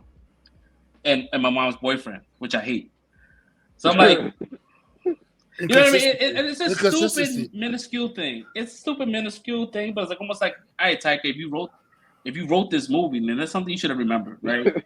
Right? Or you should have had somebody who will remember it for you, because that's what George R.R. Martin did. Like he wrote so many Game of Thrones stories that he had somebody who will remember what he wrote to make sure he didn't write inconsistencies in his future books. So they were like, when he wrote something, they'll read it and they'll be like, oh no, you said this happened went this way, and then he'll know to go switch it back. Like he'll fix it because, you know, they forget. And he should have had that for him. Taika must have forgot that he did that joke with the mom.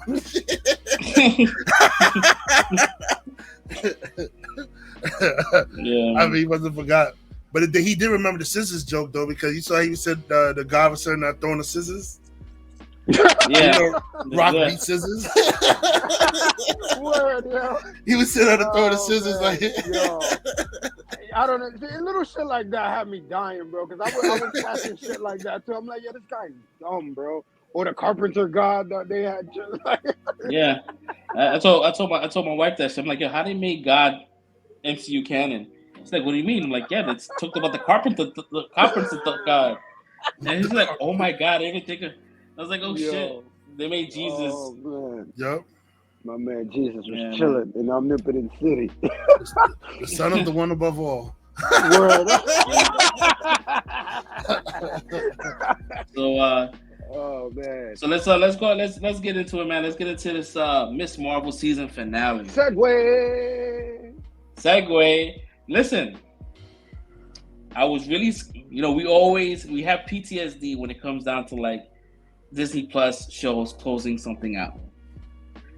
This is the first time I could say I was okay with this closeout. It was solid. There were certain things. There were certain decision ideas they decided to do that I didn't agree with. But overall, it was a good story. It was a good closeout. Got kind of confused at the end, end credit scene. We'll get into that in a minute. But other than that, like overall, it was a good story. A good way to kind of kill off Inhumans as well at the same time. Word. Because it seems like Kevin Feige hates the Inhumans. Everybody hates our Inhumans. Lord and Savior Kevin Feige. Everybody hates Inhumans. He's doing us all a service. So it's like it was good to see that, man. It was a good story. It was a good overall for the genre, for the age group. It was a good story. I definitely dig it. It was a good closeout, and I'm really looking forward to Miss Marvel just because of that. So, yep. How'd you guys feel? Me personally, I enjoyed the movie. I've said the movie. Wow, I enjoyed the show. I like how after now coming out and everything, the family has her back and everything like that and shit like that. Like they like, yo. First of all, the mom couldn't keep a secret, which is the truth. Moms can't keep a secret for shit. Word up. No, moms can't keep a secret for shit. I find they upped the stakes, but they didn't up it too much because they still remembering that she's like a teenage kid or whatever like that, still learning her powers. Even though Spider-Man's a teenage kid, supposed to be a teenage kid at the time, but Spider-Man has a better grasp of his powers than she does at the time. So, it's upping the stakes without upping it too much. Yeah. She definitely learned some new abilities. We got to see the embiggening. And we got to see a couple other different abilities that she showcased, and I thoroughly enjoyed it. There were some things that I kind of would have probably changed a little bit, but it wasn't the whole Home Alone shit, the whole high school Home Alone shit. That was my only problem, bro. Sorry. Yeah, other than that, I mean, yeah. But other than that, I have to say I did enjoy the finale, though. I enjoyed it. I do have PTSD when it comes to Marvel finales, but this one was good. It's one of the good finales, so I'll give it a thumbs up. Word. Yeah. I echo everyone's sentiments. I've been talking about it this whole season. I love the family dynamic of this show. And just like you said, everybody coming together, the mother making her suit or getting together with the aunties to make the suit for her. And that was then fire. The father, that was fire. The father actually explaining to her what her name actually means and that correlating to Miss Marvel, that was dope. I'm not gonna lie, same thing here. Like it got to that moment and I'm like, yo, this shit is weird. It kind of like just forcefully changed the whole tone of everything that was going on. So yeah, the Home Alone shit was crazy, but once I seen what they was doing, I'm like, yeah, this is Home Alone. So I just sat back and took it for what it was, and I enjoyed the scene. Talking about our nitpicks, yeah, it was kind of wild. Probably would have took that out, but you know what? I enjoyed it while it was going down. the brother popping up in the middle of nowhere. He's like one of my favorite characters now. You know what I'm Oh, I saying? love He the helps brother. The kids brother's out. funny. The brother's Yeah, funny, man. yeah. Like I Yeah. love him, bro. And The show was so strong that we was able to look past the Home Alone shit. Mm-hmm. the Yeah. homegirl, like the little white girl. I was like, where the fuck you came from just now? Like, oh yeah, I'm doing my instance or doing my lives in the gym. Like, oh, all right, whatever. Like, and then she's down with the crew. You know what I'm saying? And she played a big part because she got everything. Well, I was gonna say televised, but she put it out there on social media. The whole team, the whole community coming together at the end on that Spider-Man moment. Like, she is my Peter Parker right now. To me, I'm not gonna lie, bro. I said it to my son, bro. I'm like, she's my Spider-Man right now, bro. That whole what he should have been to the MCU, I think she's gonna be for us, bro. With this whole Sony and them battling back and forth, she's gonna be my new Spider-Man, man. She's adorable. I love her. This show was A's for me, man. A's for me, yo. Man, and we got the secret word, man. The secret word that makes us all lose our shit. The mutation. And then you heard the I was like, oh, I lost my mind, bro. I lost my mind. They said, nah, nigga, we ain't gonna make her a wacky human. She's a mutant. She's a mutant. It's funny because they was talking about how originally she was supposed to be a mutant, but they had lost the rights to use, and they had to make her. They forced her to be an Inhuman, but the original idea was not for her to be an Inhuman. So I'm like, that makes sense, man, because it's good. She was like, and the way she said it, she's like, it's just another label. I'm like, wow, they're gonna use that shit as a label to call people. I'm like, it makes sense. But this is the best setup you can make because if you think about it, bro, you look at This is another thing that's brilliant writing. This is why I like to be like, let me watch the whole series first, and then I'll comment on certain things, you know what I'm saying? But it's like, let's think about it, right? You have Red explaining to us earlier what the X-Men was intentionally supposed to be, right? So now we got the DODC now into this series and basically just doing that for us. They just coming in here and they're all attacking Muslims. We all got the racial vibes this entire time watching this. Mm-hmm. And you get certain feelings when people do certain shit. I think I mentioned this. It's like I got certain reactions off of people saying certain things or moving certain ways. And it's like, this is mirroring real life too much in a sense, right? So now you got this... It's like ICE. Right, exactly. Yeah. So now we got this militarized force that's coming at these people now, or coming at these subset group of people, right? Now, not only that subset group of people, but kids now too, right? So now they're going to be going at all of these kids. They're being viewed as hated by society and blah, blah, blah. This is the perfect setup for the X-Men. This is exactly what it is. People fearing them because they don't know exactly what's going on. You got these people publicizing them in a certain way. This is the best setup you could have for an X-Men just theme without having no X-Men in it. Like, this shit was beautiful, man. Yeah. That woman really messed up, too. Because the damage controllers, they're just supposed to... What they're technically supposed to do is they're supposed to come after the end of fight scenes and assess the damage that's done to the battle area, fix it, and then make sure there's no, weapons stranded there that anybody, regular normal humans, could pick up and then use or whatever like that. That's what they're meant to do. But this woman exceeded what they're supposed to do by actively going after two kids for no reason. Because you had Spider-Man right there in front of y'all and interrogating y'all. I didn't go after him the way y'all was going after Kamala and this other new guy, right? So it's like you see the difference. You see the difference of how they're treating the heroes and stuff. Because they went hard after the Muslims. But when it was Peter Parker and his friends, they left them alone. You know what I mean? So you see the injustices that they were trying to show I picked up on the injustices that they were trying to show in this episode, and if they keep this up, it's going. This series is going to be one of my favorite series going forward from I just thought about something right now, right? So this whole being targeted by race and everything else. Let's imagine if they was to gender swap Magneto, right? And make Magneto a female, but to make Magneto Killmonger's mom, right? the one that we never met, the lady we never met, right? That shit should be wild. Like she'll be the one to hate all humans, right? If she has some kind of ability like that. But that's just me, like, you know, extra shit. I know that's not gonna happen. And then the Brotherhood ends up being like the new Black Panther. The new Black Panthers. Yo, that shit. Yo, that's a super segue, but that's a reach. We wrote it for you. Bring us. Yeah, like she can have an ability, right? She has that ability, and she already has that kind of like following already, right? She has a following in jail, right? She's been in jail the whole time.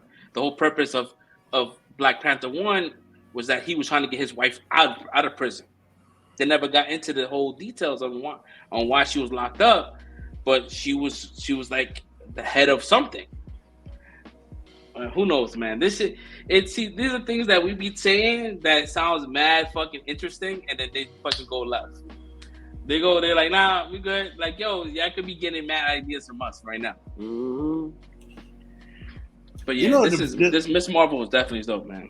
Just thinking of Black Panther 1, the events of Black Panther would never happen if it wasn't for Forrest Whitaker, yo, bro. Like, those snitch ass motherfucker. Snitch, bro. Man. He's heavy, bro. Like, at least let him get his wife off first before you snitch. And you're like, damn, bro. Like, come on. Yeah, dude, that's what it was. It's, you know, he was just trying to help his people, man. Try to help the people get out. You know, just it was real life event shit. Mm-hmm. You know what I mean? Just try to bear arms and be protected. But he was also like using that as an opportunist situation to get his wife out at the same time, using that power. But hey, man, I'm looking forward to this whole, like, Miss Marvel really kind of like made me feel like it gave me the confidence. Like, all right, let's keep going for this, right? I'm not gonna give up on Marvel just yet. Like, I like that, even with the end credit scene of her, you know, swapping places with Miss Marvel. I guess Miss Marvel ended up finding the second band, or maybe she found the mega band. Yeah, that's the only way. You know, that's what I think. Yeah. When I saw the sequel announced, the Marvels, I said they put a Kamala Khan with her in the movie. Mm-hmm. I knew when I saw it was announced, the Marvels, because I saw the title for the sequel being called The Marvels before the ending of Miss Marvel. So I said they're gonna put up a Kamala Khan, and then she's gonna give the blessing of using the Miss Marvel name and all that stuff, whatever like that. I didn't expect them to do the scene that they showed though at the end, but I knew it was coming, and I think they know that Brie Larson needs somebody likable. Yep. Movies. Yo, I think we all said it. I said we're gonna have to get some kind of cameo, either Miss Marvel, and it needs to tee up the movie. We need to get some kind of excitement. What's gonna happen? So now that we know that Kamala is in some crazy ass random alien planet, and Carol Danvers is now back in Earth, and she's like, "What the hell just happened?" You can see that she had two bands on her wrist. Maybe that was the band that she found that was connected to the bangles, and that was kind of like was able to kind of swap a new way of transportation, which is crazy. I just want to see. They better not skip past this in the movie. I want to see how the family reacts when you see a white woman coming downstairs. Word. Like, yo. The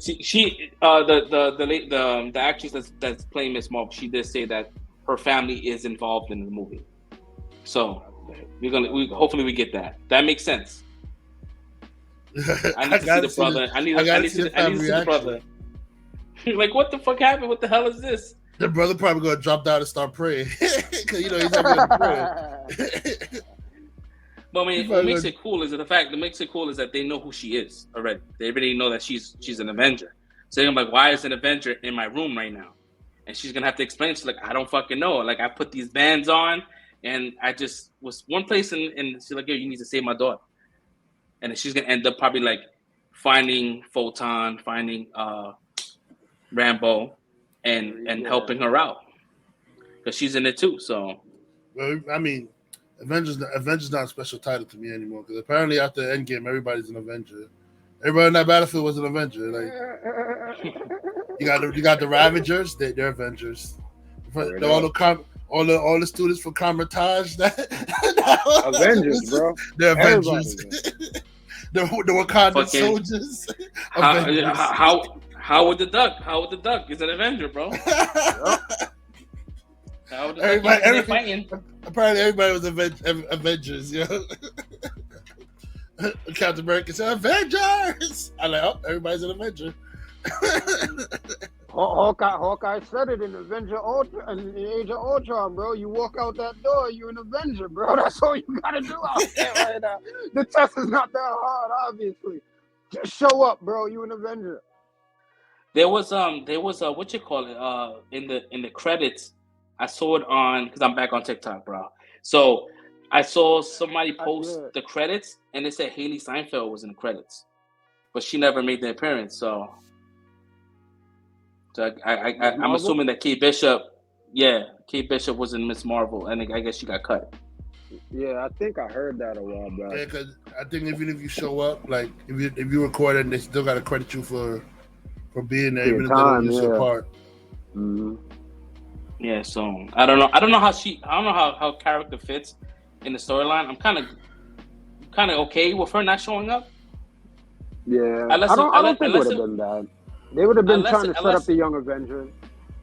Unless she was helping her fight the DOD versus the whole instead of the Home Alone sequence. Which would have made more sense to me. Yeah, if that was the case, then yeah, she should have been in. But I guess they wanted to make these kids more inclusive. I don't know. It's like you don't need none of these kids to be doing this shit. You got you got fucking superpowers. Fuck off. You got two people that have superpowers, and then you got Bruno who knows how to make shit. Like I didn't see the need for the other people. Yeah. Mind you, Bruno, my man Bruno be knowing mad shit, but he was my man found that she was a mutant. Like Bruno out of all people was the one that says mutant. Nah, he's mad smart though. Like in the comics, he ends up getting, I think it's like a scholarship to go learn in Wakanda, bro. So like Bruno is smart. No, I mean he's not just an average kid, bro. So I respect that. I respect them doing that. So is she's the first mutant that's being said, right? I feel like there's others that just never said mutant. No, it was Wanda and them, but they said Wanda's miracles. a real mutant, yeah. Yeah, they said miracles though. Yeah, they couldn't use the word at that time. Yeah, they just called her enhanced. Wanda and Quicksilver were the mutants. I think they're gonna start going into those classifications during this phase too, man, because there have been too many words being thrown around like without no type of difference between anything. So I think that's what we got the DOD for. Yeah, I think the DOD is the ones that are going to be specifying, giving these people labels as being a mutant, and probably changing the Sokovia Accords to something as the Registration Act more for mutants and shit like that. We probably get all of that with She-Hulk. Yeah, they're going into the law of all this shit. So this is where we're gonna start getting all those breakdowns. Bro, I know. Yeah, go ahead, Fresh. No, I was gonna say that even the guy, the head guy of the DOD was like, "Yo, get the fuck out of there. There's kids." Yeah. So they're not all the way fucked up. That's the point. That's the point I was gonna bring up. I said that's why Shorty's she's hella fired, bro. Because like the dude told her not to pursue it. He's like, these are kids. Just leave it alone. Pack with the men and get out of there. Like, and she still chose to go forward. Not only go forward, but you attempted to kill him. There was gun. You used gunfire. Let me ask y'all a question real quick. You stopped using the sound weapons and started actually using live ammunition. That was already wild. You using the shit y'all used on the Hulk for these little teenagers? Like, they was already wilding, bro. Exactly, like the Hulk. Oh yeah, that big sound cannon shit. Yep, that's the Hulk. Yeah. Sound cannon. They just miniaturized it, bro. It's the same shit. Like, they bugging, bro. No, they actually brought out the real one too. Remember, they brought out the real one, the sound cannon, the big one. When she had brought it out and it popped out the little fucking Humvee. It's still miniaturized though compared to the shit they used back with the Hulk though. But yeah, that's what I'm saying. Like they pulled that shit out, bro. They wildin'. this what I wanted to ask y'all though, real quick, as far as like the DODC, right? Like what Red said earlier, they didn't really like. I felt like they was going hard with Peter and them too, but because it was the main dude, like he knew his limits. You know what I'm saying? Like he was going hard with them, but then he choked out because it was way too public. So he backed off. The same shit now. He's telling her to back off. Now she did what she wanted to do. So what I'm trying to figure out, do y'all think coming into all of this stuff with Secret Wars and all that coming up, right? Or the Marvels is coming up first? Because I think that's going to be like a Kree Skrull war that's going on in that too. But do y'all think this is where we get like the really beginnings of the secret invasion? Like, I think this chick might be a Skrull, bro, because she's wilding and going way too hard for no reason, trying to figure out exactly what their powers are first and all of that. Do you think that they might be infiltrated by Skrulls or ran by a Skrull, the DODC? And maybe they trying to figure out these people and their powers to try to make the Super Skrull? I mean, if they doing Secret Invasion, yeah. Secret Invasion, they were in everything. So yeah. Y'all remember the Super Skrull back from the comics, right? Yeah, because the only place they didn't infiltrate was Wakanda because Black Panther was too smart for them. But other than that, they infiltrated everything. Yeah. So I believe. Yeah, because as of right now, like in Ms. Marvel, according to Ms. Marvel, it's like they're making it seem like they're alluding to that the Kree are the people that created mutants, and both the Kree and the Skrulls don't get fucking along. And they're like, yo, chill. We need to chill the fuck out before these motherfuckers start to kill us. You know what I mean? Like, he's either be the hunted. So I don't know. Now they got the Skrulls coming off as good guys now, or like refugees. That could be smoke and mirrors, man. No, I think it's true, but I think there's gonna be, just like with anything else, it's gonna be a rogue faction, bro. That's who I think is like within the DODC. Like, I think it's a rogue faction of Skrulls that's like, yo, I'm tired of being hunted by these people and by these Kree and da-da-da. We gotta fight back. And I think they might be doing some fuck shit. You know what I mean? That's just how I'm looking at it, possibly. But it could also be the other way around. Maybe the good Skrulls are the rogue faction and the rest of the Skrulls are a bunch of assholes. Yeah. It could be the good Skrulls as the rogue faction, and then the rest of the real other Skrulls are just as assholish as the Kree. So you think Fury the one that got the Skrulls infiltrating the government again, bro? Probably. Yo, Fury? Come on, bro. Yeah. The fact that you asked that question, you should have known that's hell yeah, he would do that. I think we just cracked the code, bro. Nigga Fury's on some real CIA shit. Hell yeah. And everything, bro. Like, we really don't know what's happening out there. Like, they showed that one scene of him out there in space in that sword facility. We really didn't get some real information on what he's really doing out there. Bro, no lie. So Nick Fury is the one character in Marvel you can kill over and over and you have a valid excuse to bring him back. Why? Because he has so many life model decoys and fucking other shit going on that you don't even know if you got the real Fury or not, bro. I think he you don't even know if you're talking to the real Fury or not when you're talking to him, bro. Yeah. You didn't know you was talking to Peter Parker in the sense that he was a Skrull. Nope. He didn't. He normally he could sense if someone's a Skrull. And that's dope too. Yeah, that's dope. Because instead of the life model decoys, now he got just plain Skrulls. He could get just anybody. So yo, this is crazy. But that's how they brought a lot of heroes that they killed in Marvel. Secret Invasion brought them back because they were saying that these people that they were killed in Marvel, they were Skrulls. They started digging up their body, their gravesite, and they started there were Skrulls and there were Skrull bodies in the fucking coffins and shit. They thought that Captain America, everybody thought he was dead from after Civil War. One of that nigga was a Skrull the whole time.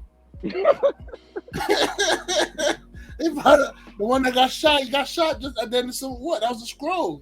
So the real Cap was somewhere else being held hostage. Let me find out Carol Danvers really about to start Civil War 2, just like the comics, bro, with this Skrull shit. She better. Yeah. They said the Marvel's gonna be a really big movie. I think so it is. I'm hoping it is. Yeah. They're also saying that Captain America 4 is gonna be a mini Avengers as well. So I mean they're promising a lot. I believe I heard it Moon is. Knight's supposed to be in that. Give me I more believe Moon that- Knight. I mean, Captain America is gonna be a mini because I don't think I'm gonna cut him a spade. I don't think Anthony Mackie is gonna carry that franchise on his own, bro. Like he's gonna need help. Yeah, you gotta attach him to something like a big name actor, because he can sell tickets, but he's not gonna be able to sell, $1 billion worth of tickets. You know what I mean? Like, Yeah. I'm sure. All I the mean, people it's that Captain don't want America. him to be Captain America in the first place. Exactly. Yeah, so you got to make up for those lost tickets of people that's not going to see it. They're gonna keep having to team him up. Even though it's gonna be a Captain America movie, they're gonna have to team him up with some other person. They're always gonna have to keep teaming him up with another person because there's gonna be haters out there that's just not gonna see the movie because he's playing Captain America. Mm-hmm. But if you put like a Thor or you put like somebody else with him, that tend to may want people to go see the movie more now because that other actor is in the movie with him, being with him in the movie or whatever like that. So who knows? Yeah, they're definitely gonna do that because I think every Captain America besides the first one, he had another person with him. It was never just him. Like, Captain America. Two had second Black one, Widow. he had Black Widow, and Bucky. So, I mean, and Bucky.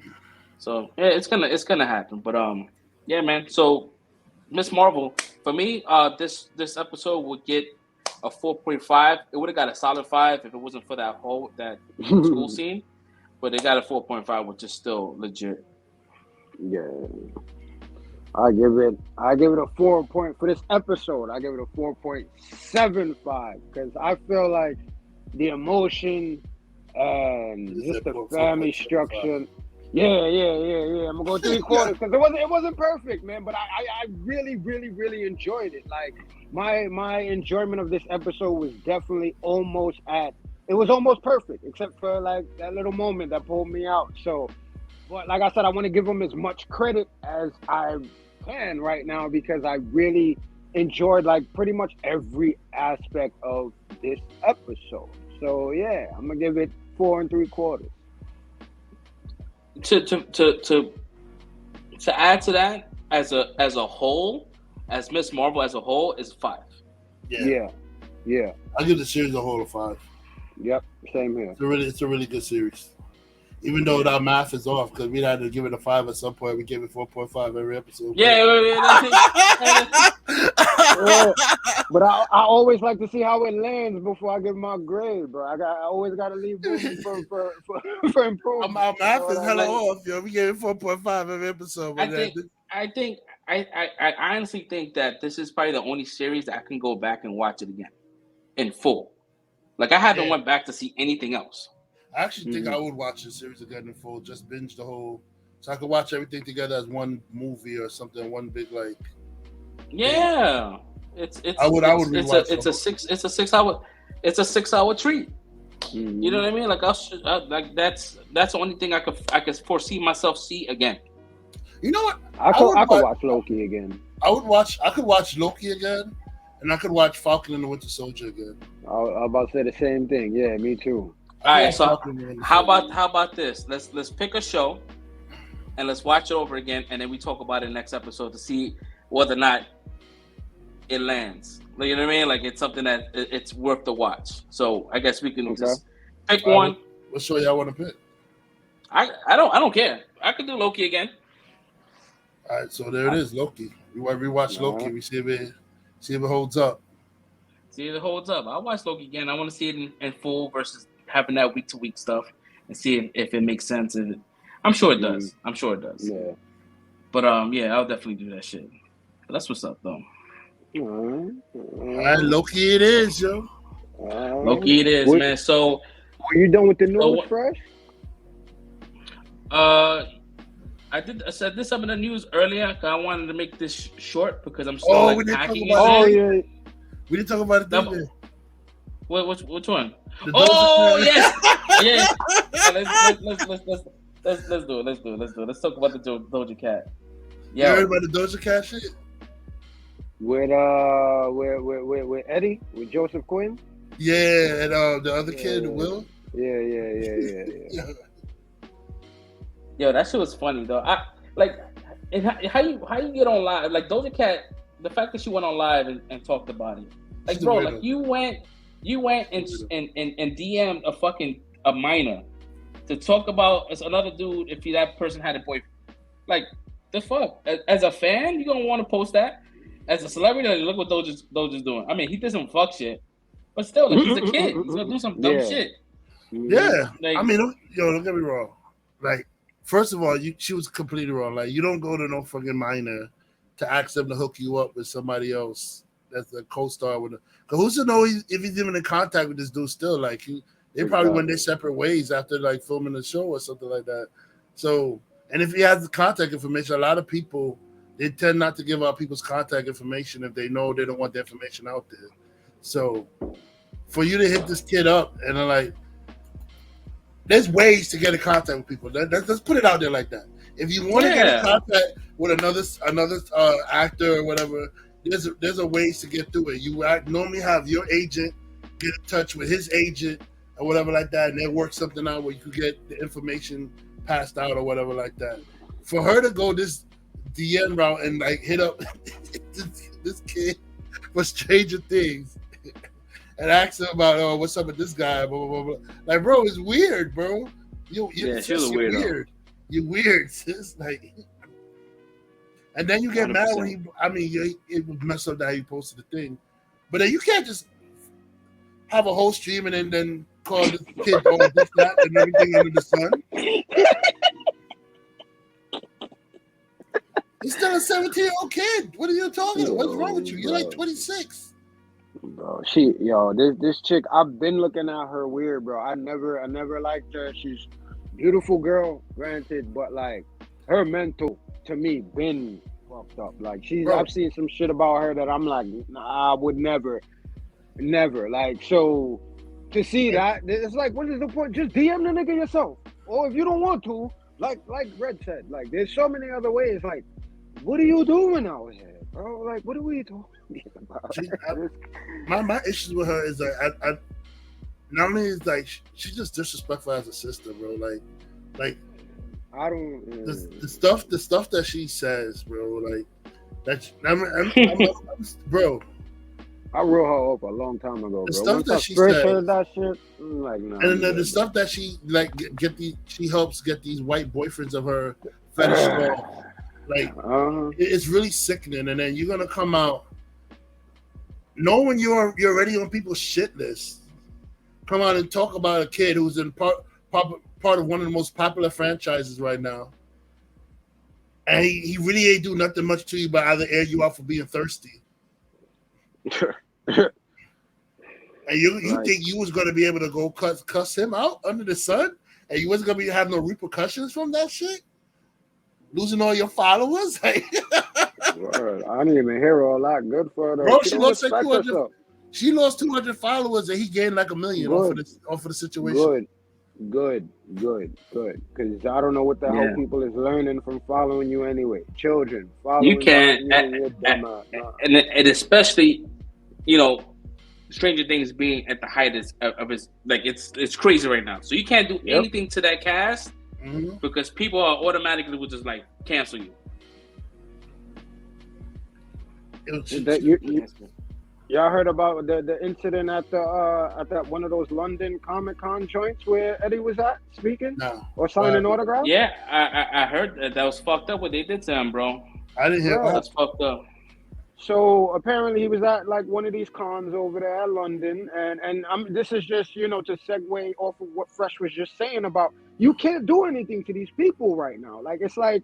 And you know how we all personally feel about Eddie, just as a character. I mean, we grown enough to separate shit, but you know how we feel about that character. And it's like, he's over there signing autographs, and to make it as clear as possible for you, this lady put up a tweet saying, like, to show y'all how many people was here waiting for him, for somebody else, I was in line, I was like number 40-something, and for him, I was like number 400 and something. Like, so this is the line that this dude had waiting just to take pictures and embrace him or whatever, you know what I'm saying? Mm-hmm. So it got to the point where people, the staff now at the con, they start berating him and cursing at him like, yo, bro, like, shut the fuck up, stop talking, just shut up and take the fucking pictures, like, we behind, like, it's too many people. So they, like, really talking to him like that, like, straight up. And it's like, yo, bro, like, these are fans paying their money, and, like, you're telling him to just shut up and not talk to these people and not be genuine with these people, like whatever. So now it starts to go on Twitter, starts trending. People taking videos, they talking about their experiences or whatever. And the main thing was that he did a set where some lady was raising her hand and asked a question, and she's just basically just showering him with so much praise and just letting him know how much reverence people feel towards him, this character that he created, how soon he came onto the show and everybody adored him as a person, just everything. And he just started crying, bro. Like, you know what I'm saying? Just as a genuine person getting all of that feedback. Yeah, she was pretty much like telling him, you know, how he was being mistreated at that last Comic-Con. Like, she was like, hey, listen, what they did was wrong. And, you know, we want to apologize for that behavior.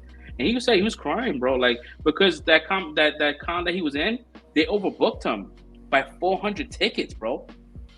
Like 400. They overbooked it. That overbooked him. Like, you go anywhere to a con, they cap you at 150, 200 the most. 400, dude. And she was number 400. And she 400. You don't have time for a break. Yo, and the fact that he's new, so he's not like he's new in this world. So like when he meets a fan, he's gonna give him like a lot of energy, right? Versus like, you know, if you go see the Green Ranger, he's so conditioned that he knows how to move the line, at the same time not be a jerk. But he doesn't know how to do that just yet. So he was giving everyone that time, that love, that energy, and the fucking staff was being super fucking asswish. Like, yo, what are you doing? Like, you need to cut it down. Move. And he was getting upset because they was treating the paying customers that came out to see him like they were like a herd. Like, just fuck off. Like, yeah, it's bro, if I was at Comic-Con and I was online for some shit and I heard like somebody berating the actor I stood online to see to rush me along because after as long as I stand on that fucking line to wait for him to rush me along, I would never spend money on your shit again, bro. Like, your Comic-Con would be dead to me, bro. Yeah, it's I would go travel to a different Comic-Con to go see this person rather than go to your shit again, bro. Yeah. That's crazy, man. That's highly disrespectful. Oh, hell no, bro. First of all, I'm in New York, so you can't even talk to me any kind of way like that anyway, bro. Like, because I'll be straight up saying, who the fuck you think you're talking to? You'll come out real quick, like, like straight up, bro. I don't think any of us, like, if we was on a panel, some card person could come up to one of us and say, yo, heard this shit up on fucking law. What the fuck wrong with you, man? Bro, you better back the fuck up, bro. We both turn around like, yo, we all turn around like, yo. We should be like, who the fuck you think you're talking to, fam? Like, whose man is this? Yeah. What? Yo, why man acting like he can't get slapped? Well, yo, like, why you acting like he can't get slapped up right now, son? Bro, it'll be a whole different story, bro. Like, like, bro, they know who to do this shit with. That's basically what I'm saying, bro. They know who to do this shit with. But I'm happy, you know, he still got love from the fans out of it, and they had his back on the shit, man. Because that's fucked up. Yeah. And he don't deserve it. And he earned every accolade he's getting right now. He stole that whole season, bro. He stole that fucking season. And mind you, he's sitting there. He's like, you know, I may not even be back. Like, this is the one thing. You know what I mean? Like, he may come back as Cass next season, but that's a reach. You know what I mean? Like, you don't. He might just stay dead. You know what I mean? He didn't look too good in the Upside Down. If you look at it again, I saw it again. Yo, bro, his legs are fucked up. They chewed the shit out of his legs. They chewed the shit out of his legs and his torso. His torso was all red and shit. It was torn up. His torso was done off, boy. So, I mean, if he comes back as a vampire, fantastic. We love it. And then he becomes a henchman of Vecna, but at the same time, he's looking to kill Vecna. Yeah. So it's almost like a Vader situation.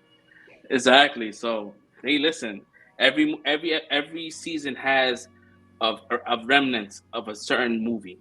This could be, you know, Empire Strikes Back. I don't know. Who knows? But anyways, man. That's that's man. We all good. Yeah. So once again, we apologize for the short run time.